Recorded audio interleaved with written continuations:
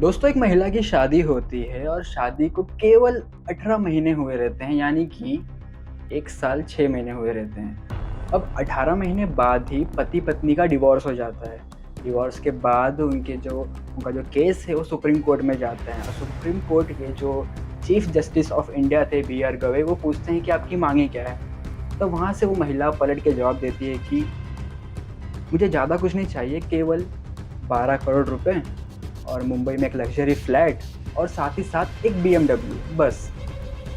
और जिस पे चीफ जस्टिस ऑफ इंडिया यानी कि बी आर गवई उस औरत को फटकार लगाते हैं और काफ़ी कुछ कहते हैं। आज के हम इस वीडियो में विस्तार में जानेंगे। मैं विशाल मिश्रा और आप देख रहे हैं मैक्स फास्टा हिंदी। दोस्तों, ये बात है मंगलवार के दिन, यानी कि 22 तारीख के दिन, 22 जुलाई के दिन, जहाँ पे कोर्ट में एक केस आता है बी आर गवई के सामने, जहाँ पे वो सुनवाई कर रहे होते हैं। वहाँ पे एक पति-पत्नी का मामला होता है, जहाँ पे महिला कहती है कि मेरे पति ने मुझे सिज़ोफ्रेनिया का पीड़ित बता के मुझसे डिवोर्स कर लिया शादी के 18 महीने बाद ही, जिसके बाद मुझे एक लग्ज़री फ्लैट मुंबई में और एक बीएमडब्ल्यू और 12 करोड़ रुपए का मेंटेनेंस।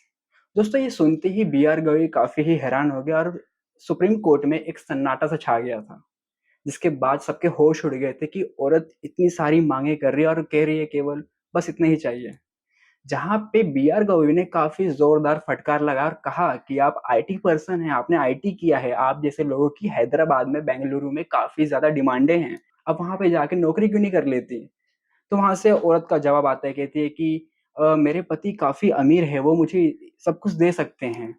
जहाँ पे बी आर गवई कहते हैं, पर आपको लेना ही क्यों है जब आप पढ़ी-लिखी हैं, आप आईटी पर्सन हैं, आप काफ़ी तमाम जॉब है आपके इस डिपार्टमेंट को लेके, तब आपको क्यों एलिमनी पे भरोसा रखना है? एलिमनी के भरोसे आपको क्यों रहना है जब आप इतनी पढ़ी-लिखी हैं? और जहाँ पे जो घर बताया जा रहा है, जो जो उनके पति का घर था, वो उनके पति का नहीं बल्कि उनके पिता का घर था।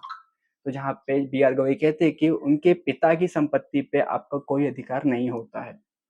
और महिला जिस लग्ज़री फ्लैट की मुंबई में जो बात कर रही थी, वो कोई आम फ्लैट नहीं है, वो है कल्पतरु बिल्डर्स का तमाम जाना-माना एक बिल्डर है, जो जिनके फ्लैट्स काफ़ी महँगे होते हैं और काफ़ी लग्ज़री होते हैं।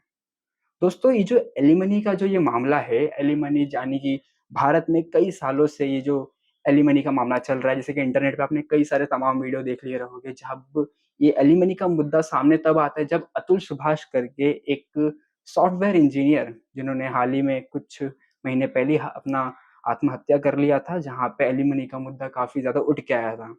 दोस्तों, अगर दहेज लेना घोर अपराध है, तो एलिमनी लेना भी काफ़ी बड़ा अपराध है, जहाँ पे एलिमनी हमें सिर्फ़ पैसे ऐंठने के लिए, अगर पति अमीर है तो उसकी आधी संपत्ति ऐंठने के लिए एलिमनी इसके लिए नहीं होना चाहिए, बल्कि एलिमनी उनको मिलना चाहिए जो जिसके सच में हकदार हैं।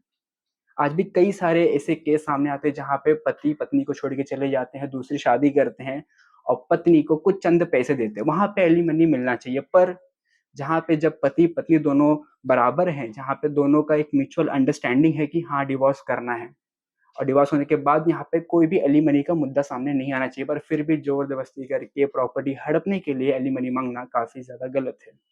ऐसे कई सारे आज भी आदमी हैं भारत में जो एलिमनी के नाम से थर-थर काँपते हैं। वो शादी के बाद डिवोर्स तक नहीं करना चाहते, भले से उनकी शादी में कई सारी दिक्कतें हों, कई सारी परेशानियाँ, पर वो डिवोर्स नहीं करते, कारण केवल एलिमनी की वजह से। एलिमनी का नाम सुनते आज भी कई सारे आदमी डरते हैं कि अगर डिवोर्स हो गया तो हमें एलिमनी देना पड़ेगा। और कई सारे केस तो ऐसे भी सामने हैं जहाँ पे पति चोरी करके पैसे लाता था और अपनी अपनी एलिमनी भरता था।